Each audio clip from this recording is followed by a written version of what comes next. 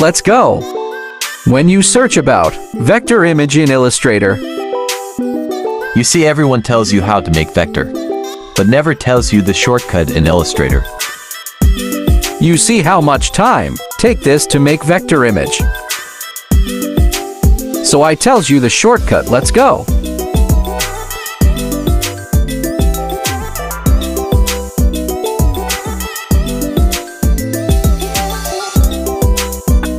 First step, in window click Control, automatically open this property bar.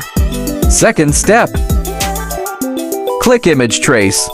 You see many options. You try all of these. I click 16 colors options. You can see your vector image. Click object, click expand. Right click and ungroup.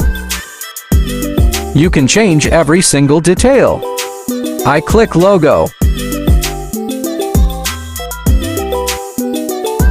You can see the result. Now try second pick. I click shades of gray. See the best result. You can change color also. Select first, then click color option. Click library, color properties, and then click bright. Like this way. Like this way you change all vector change color. Hope you like it.